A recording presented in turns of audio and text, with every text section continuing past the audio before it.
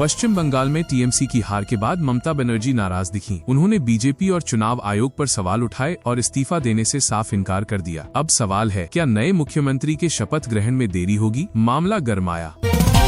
हिमंता बिस्वा शर्मा ने ममता बनर्जी पर तीखा बयान दिया। कहा, अगर वे इस्तीफा नहीं देती तो राज्यपाल कार्रवाई कर सकते हैं। साथ ही तुष्टीकरण की राजनीति पर भी निशाना साधते हुए कहा, अब ये ज्यादा दिन नहीं चलेगी।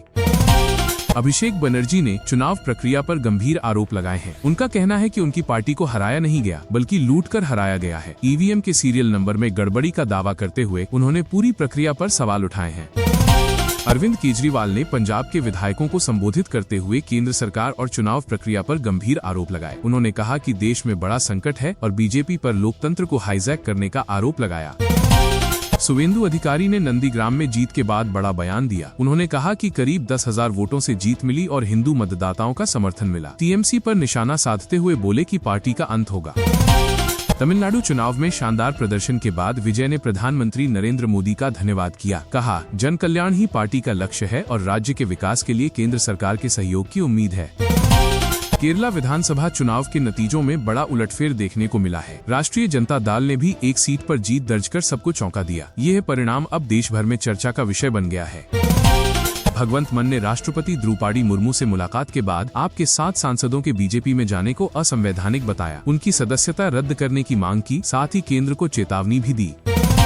राघव चढ़ा ने द्रौपदी मुर्मू से मुलाकात के बाद कहा कि पंजाब में राज्य मशीनरी के दुरुपयोग का मुद्दा उठाया गया। राष्ट्रपति ने संविधान की रक्षा का भरोसा दिया, वहीं अधिकारियों को सतर्क रहने की चेतावनी भी दी गई। पश्चिम बंगाल चुनाव नतीजों पर यूपी के मुख्यमंत्री योगी आदित्यनाथ ने जनता को बधाई दी है। उन्होंने कहा कि ये परिणाम उन दलों के लिए कड़ा संदेश है जो जनहित की अनदेखी करते हैं। योगी ने कहा, जो जनता और सनातन का अपमान करेगा उसका सत्ता से बाहर होना तय है। शिवसेना यूबीटी के सांसद संजय राउत ने पश्चिम बंगाल चुनाव नतीजों पर बयान दिया है। उन्होंने कहा कि ममता बनर्जी ने राहुल गांधी की बात न मानकर बड़ी गलती की। राउत के मुताबिक अगर कांग्रेस के साथ गठबंधन होता तो बंगाल के नतीजे अलग हो सकते थे। अजय आलोक ने राहुल गांधी के वोट चोरी के आरोपों पर तीखा हमला बोला। कहा, केरल में कोई गड़बड़ी नहीं हुई। साथ ही राहुल गांधी के बयान पर भी कड़ी प्रतिक्रिया दी। सियासत गरमाई।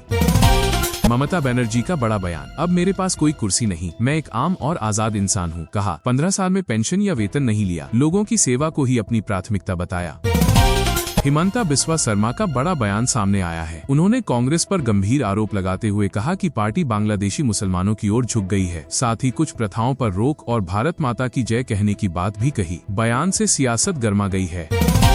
महुआ मोइत्रा ने ट्वीट कर बंगाल चुनाव नतीजों पर प्रतिक्रिया दी। उन्होंने कहा कि जनता के जनादेश का सम्मान है। साथ ही पार्टी के संघर्ष पर गर्व जताते हुए धर्मनिरपेक्षता और संविधान की रक्षा के लिए आगे भी लड़ाई जारी रखने की बात कही।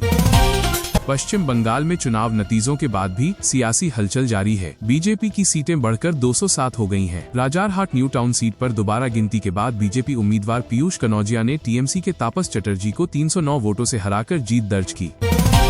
मिडिल ईस्ट में तनाव एक बार फिर बढ़ता दिख रहा है। ईरान ने यूनाइटेड अरब एमिरेट्स के फुजैराह में तेल संयंत्र पर ड्रोन हमला किया, जिसमें आग लग गई और 3 भारतीय घायल हुए। नरेंद्र मोदी ने हमले की कड़ी निंदा करते हुए शांति की अपील की। होर्मुज स्ट्रेट में बढ़ते तनाव का असर अब वैश्विक व्यापार पर दिखने लगा है। ईरान और अमेरिका के टकराव के चलते जहाजों की आवाजाही प्रभावित हुई है, जिससे तेल बाजार पर दबाव बढ़ा है। भारत समेत कई देशों ने चिंता जताते हुए शांति की अपील की है। राष्ट्रीय राजधानी में चांदी की कीमतों में बड़ा उछाल, 1,500 रुपए बढ़कर 2,51,000 रुपए प्रति किलो पहुंची। वैश्विक मजबूती और पश्चिम एशिया तनाव असरदार। वहीं सोना 300 रुपए गिरकर 1,52,500 रुपए प्रति 10 ग्राम पर आया। बाजार में उतार चढ़ाव जारी।